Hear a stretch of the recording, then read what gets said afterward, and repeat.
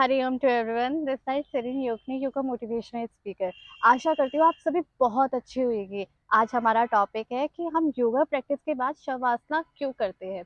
अगर आप कहीं पे भी क्लास लेने जा रहे हैं तो आपने नोटिस करा होगा कि आपका ट्रेनर आपको बोलता है योगा प्रैक्टिस के बाद कि शवासना कर लो 5 मिनट, और आपको बड़ा अच्छा लगता है, यार चलो रिलैक्स दे रहा है। बट आपने कभी ये जानने की कोशिश करी है कि वो आपको ऐसा क्यों बोल रहा है, उसका क्या रीज़न है। अगर आप मेरा वीडियो देख रहे हैं और अगर आप योगिक ट्रेनर ही है तो आप प्लीज़ एंड तक तो ज़रूर देखिएगा, क्योंकि हर किसी की वीडियो से हमें कुछ ना कुछ तो सीखने को मिलता है। अगर आप योगिक ट्रेनर नहीं भी है तभी भी देखिएगा, क्योंकि बेनिफिट तो आप ही को मिलना है देखने के बाद। तो प्लीज़ ये वीडियो एंड तक ज़रूर देखिएगा यार। तो गाइस, शव आसना स्टार्ट करने से पहले ना मैं आपको कुछ इसके अलाइनमेंट्स बताना चाहती हूँ। फिर मैं बताऊंगी इसके बेनिफिट। फिर मैं बताऊंगी शव आसना हमारी बॉडी में किस तरीके से काम करता है, हमारे ऑर्गन्स में किस तरीके से ये काम करता है। चलिए आइए पहले इसका अलाइनमेंट जान लेते हैं, क्योंकि हर एक आसना को करने से पहले इसका अलाइनमेंट पता होना बहुत ज़रूरी है। क्योंकि शव आसना है, भले ये रिलैक्सिंग आसना है बट ये भी तो आसना ही है। तो हर एक आसना का अलाइनमेंट ज़रूर होता है। अगर आपको ठीक से पता होगा ना तो वो आपको बेनिफिट भी देगा, नहीं पता होगा तो नुकसान में तो जाओगे। तो इससे अच्छा है कि अलाइनमेंट ही देख लो पहले। चलो आइए स्टार्ट करते हैं। तो फर्स्ट हम बैठेंगे दंडासना में। पैरों को हम खोल लेंगे शोल्डर लाइन के अकॉर्डिंग और लेट जाएंगे सुपाइन पोजीशन में, यानी कि पीठ के बल आपने लेट जाना है कुछ इस तरीके से। अब अपने अपने टोज को, यानी कि जो पैरों की उंगलियों है ना, उसको बिल्कुल शांत और बिल्कुल ढीला छोड़ दीजिए, उसको रिलैक्स करने दीजिए। अपने एंकल्स को बिल्कुल रिलैक्स दीजिए, बिल्कुल शांत, बिल्कुल ढीला छोड़ दीजिए। यानी कि अगर आपके पैर इस तरीके से गिर रहे हैं तो उन्हें गिरने दीजिए, उनको बिल्कुल रिलैक्स छोड़ दीजिए। थोड़ा सा और ऊपर आएगी तो अपनी काफ मसल्स को बिल्कुल रिलैक्स छोड़ दीजिए, शिन बोन को बिल्कुल रिलैक्स छोड़ दीजिए। बिल्कुल आपने शांत, मतलब अपने बॉडी को बिल्कुल भी स्ट्रेच नहीं करना, बिल्कुल शांत छोड़ देना है। अब आप नीज की तरफ बढ़ेंगे तो नीज को आपने ना ऐसे बैंड नहीं करना, उसे मैट से आराम से जैसे बिल्कुल ढीला छोड़ देते हैं ना, अपने पूरे घुटने को बिल्कुल शांत छोड़ देना, बिल्कुल ढीला छोड़ दीजिए। थाइस को बिल्कुल रिलैक्स देने दीजिए, outer and inner. Outer inner thighs को बिल्कुल रिलैक्सेशन देंगे, बिल्कुल काम करेंगे। अब हम पेट की तरफ बढ़ेगी तो नाभि को बिल्कुल रिलैक्स छोड़ देंगे, बिल्कुल ढीला। आपने महसूस करना है किस तरीके से आपका पेट ऊपर नीचे हो रहा है ब्रीथिंग में। बिल्कुल अपनी ब्रीथिंग, क्योंकि योगा प्रैक्टिस के बाद इतना थक जाते हैं कि ब्रीथिंग को काम करने करने में ही 5 मिनट लग जाता है। थोड़ा सा ऊपर आएगी तो चेस्ट एरिया को बिल्कुल रिलैक्स। शोल्डर को हमें अप नहीं रखना, डाउन कर देना है, उसको मैट से लगा देना है एंड रिलैक्स। अब अपने पाम्स को देखने की, हमें पाम्स कैसे रखने हैं। अपने पाम्स को अपवर्ड साइड रखना है, पाम फेसिंग अपवर्ड। आपका डाउनवर्ड नहीं होगा, अपवर्ड होगा। और chin should be parallel to your chest. ऐसे आपने ऐसे गर्दन को पीछे नहीं लेके जाना इस डायरेक्शन में।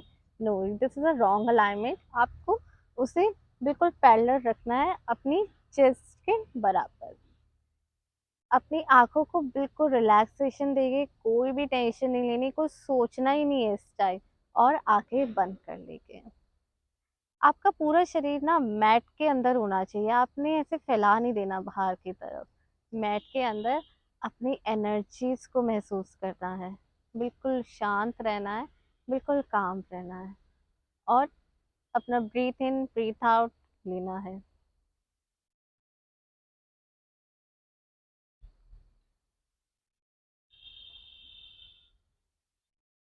शवासना, यानी कि इस स्थिति में आपका शव के समान शरीर हो जाता है। बिल्कुल रिलैक्स, बिल्कुल ढीला छोड़ दीजिए अपने शरीर को, क्योंकि जितना आप ढीला छोड़ेंगे उतना ही ज्यादा ये बेनिफिट देगा। है तो ये रिलैक्सिंग आसना, पर ये हमारे नर्वस सिस्टम में भी काम करता है। अब इससे आना कैसे है, आपने 5 मिनट लगाना है, 5 मिनट लगाइए आपका, क्योंकि कई लोग मेडिटेशन थेरेपी भी शवासना में देते हैं। हीलिंग थेरेपीज भी शवासना में दी जाती है, क्योंकि बंदा बहुत ज़्यादा काम हो जाता है, इसमें बहुत ज़्यादा डीप चला जाता है। अब इससे आना कैसे, क्योंकि हर पोजीशन में जाने का भी तरीका है तो आने का भी एक तरीका है। अपनी नी को थोड़ा सा बैंड करेंगे एंड टर्न करेंगे अपनी बॉडी को लेफ्ट साइड, कुछ इस तरीके से। आपका हाथ अपनी चेस्ट के आगे होना चाहिए, राइट वाला। एंड इसको हमने इस हैंड को सपोर्ट देना है अपने हेड से।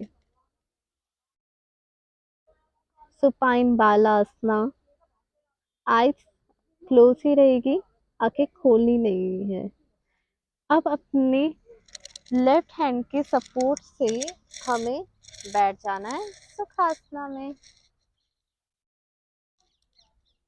सी, जब भी हम योगा प्रैक्टिस करते हैं तो क्या होता है, हम 1 आवर कर रहे हैं या 1.5 घंटा या 30 मिनट, आप जब जितना भी कर रहे हैं, तो उससे बॉडी हमारी थक जाती है। उसको रिलैक्सेशन देने के लिए शवासना करना बहुत इम्पोर्टेंट है, क्योंकि जब आप योगा प्रैक्टिस कर रहे हैं ना, तो आपके ऑर्गन्स में काम हो रहा है।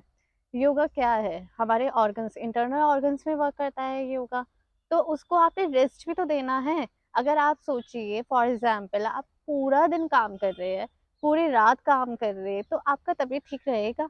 चलो एक दिन तो सर जाएगा, 2 दिन सर जाएगा, पर तीसरा चौथा 1 वीक 1 मंथ तो ऐसा नहीं चल सकता कि आप रात को भी काम कीजिए, सुबह भी काम कीजिए, बस रोबोट की तरह लगे रहिए। ऐसे सेम योगा में है, सेम अप्लाई इन योगा। जब भी आप अपने शरीर को थका रहे हैं या उसे प्रैक्टिस करवा रहे हैं, तो उसको एक रिलैक्सेशन भी चाहिए। आफ्टर योगा प्रैक्टिस आपका रिलैक्सेशन करना बहुत इम्पोर्टेंट है, क्योंकि क्या होता है, हमारा जो नर्वस सिस्टम होता है ना, वो फाइट और फ्लाइट मोड में चला जाता है। तो उसको रिलैक्स देने के लिए हमारा शवासना करना बहुत ज़रूरी है। तभी कहते हैं, जब आप शवासना कर रहे हैं तो बॉडी आपकी मैट के अंदर होनी चाहिए, मैट से बाहर नहीं होनी चाहिए, क्योंकि 5 इंचेस तक हमारा ऑरा रहता है। जिस हिसाब से आपका शरीर है, बॉडी है, उस हिसाब से आपका ऑरा भी आपसे कनेक्टेड रहता है। तो वो एनर्जी जो फ्लो होती है ना, पूरी आपके पैरों के टोस से लेके आपकी हेड तक, या हेड से लेके पैरों की टोस तक, तो वो एनर्जी फ्लो होती है उस टाइम। तो आपको अपना बॉडी हमेशा मैट के अंदर रखना है।